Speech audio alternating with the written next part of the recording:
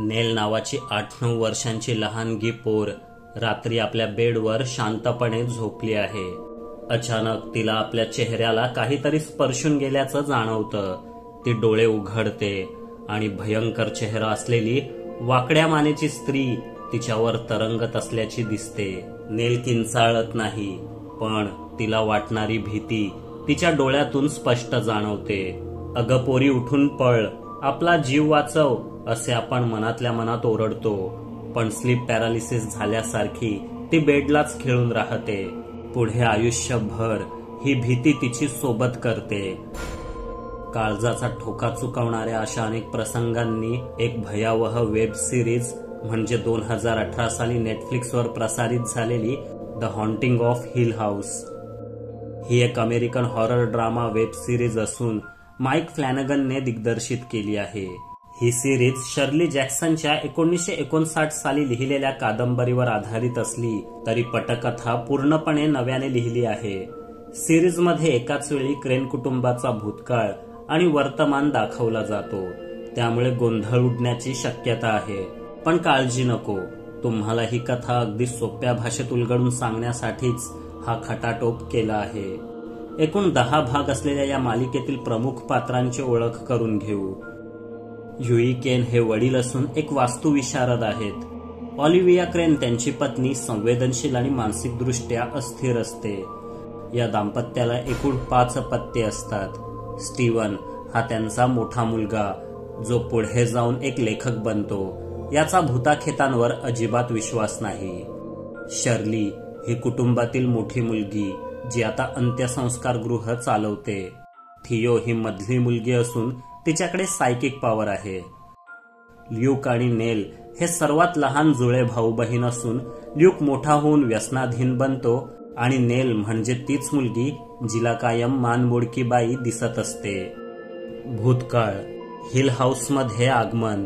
1992 साली क्रेन कुटुंब hill house नावाच्या जुन्या, विशाल व काहीशा रहस्यमय मॅन्शन मध्ये राहायला येतात. त्यांचा हेतू ही मालमत्ता विकत घेऊन दुरुस्त करून नंतर चांगल्या किमतीत विकणं हा असतो.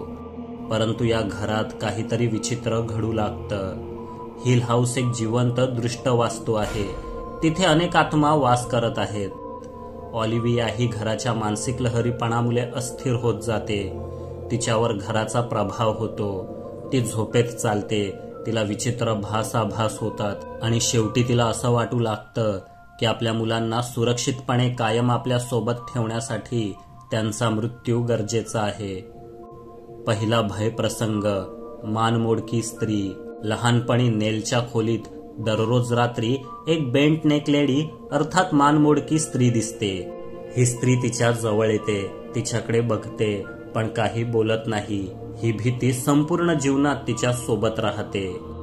आईचा मृत्यू. एका रात्री काहीतरी भयंकर घडतं. ऑलिव्हिया अचानक मानसिकदृष्ट्या पूर्णपणे तुटते आणि 2 मुलांना म्हणजेच नेल आणि ल्यूकला कायमस्वरूपी घरात ठेवण्याच्या उद्देशाने त्यांना विष देण्याचा प्रयत्न करते. मात्र युई वेळीच तिथे पोहोचतो आणि केवळ नेल व ल्यूकला घरातून घेऊन पळ काढतो. ऑलिव्हिया त्या रात्री टॉवरच्या वरून उडी मारून आत्महत्या करते. युई तिच्या मृत्यूबद्दल संपूर्ण सत्य मुलांपासून लपवतो. वर्तमान काळ. 26 वर्षानंतर. सर्व भावंड आता मोठी झालेली आहेत, परंतु त्यांचं बालपण अजूनही त्यांना पछाडत असतं. स्टीवनला भूतांवर विश्वास नाही.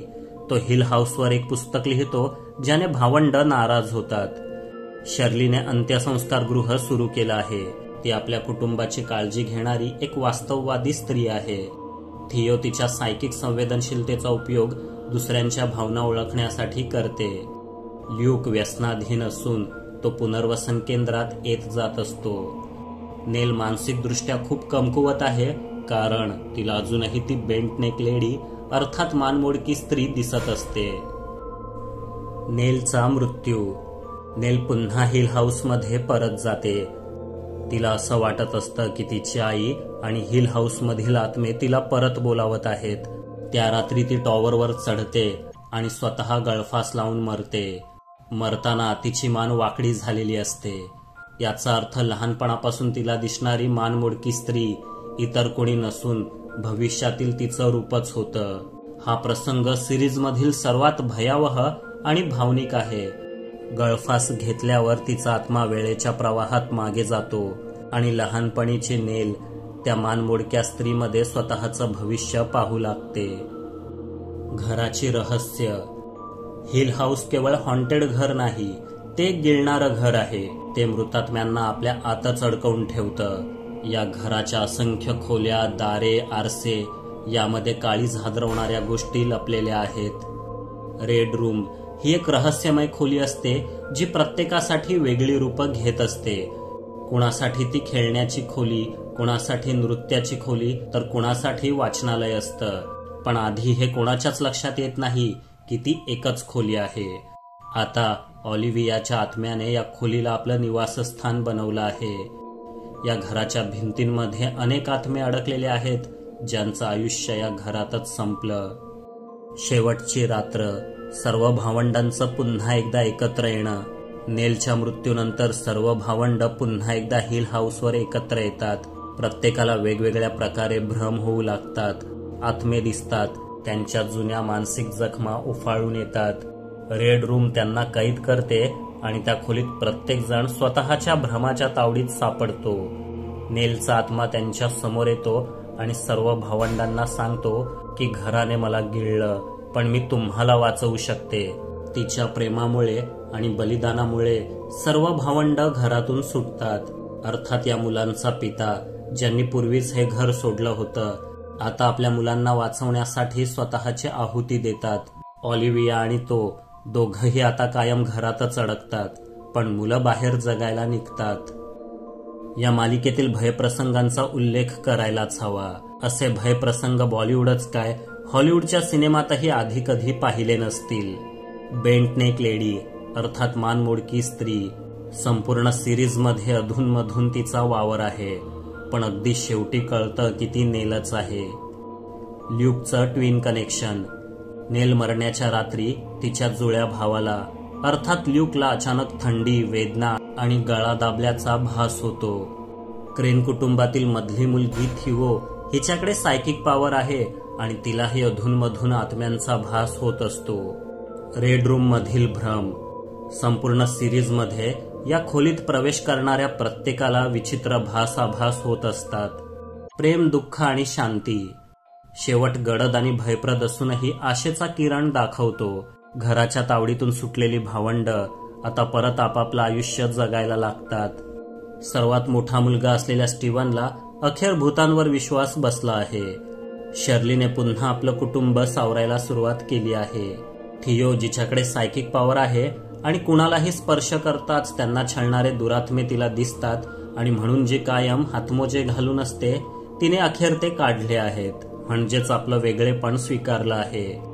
ल्यूक आता पूर्णपणे व्यसनमुक्त झाला आहे. नेलचा आत्मा शेवटी मुक्त झाला, पण घर अजूनही उभं आहे. आता ते शांत आहे, कारण त्याला हवे असलेले आत्मे त्याने गिळले आहेत. निष्कर्ष. The haunting of Hill House ही फक्त एक भूतांची गोष्ट नाही. ही एक मनाच्या खोल कपाटात लपलेल्या दुःखांची, कुटुंबाच्या गुंतागुंतीची आणि अंतर्मनातील भीतीची कथा आहे. भयदृश्यांइतकीच ती भावनिकदृष्ट्याही खोलवर परिणाम करणारी आहे. मग तुम्ही अजूनही पाहिली नसेल तर the haunting of Hill House ही नेटफ्लिक्सवरील वेब सिरीज तुम्ही एकदा तरी पाहायलाच हवी. सुपर थँक्स बटनाचा वापर करून तुम्ही आमच्यावरील प्रेम व्यक्त करू शकता. कथा आवडली असेल तर लाईक, शेअर आणि सबस्क्राईब करायला विसरू नका. लवकरच पुन्हा भेटू.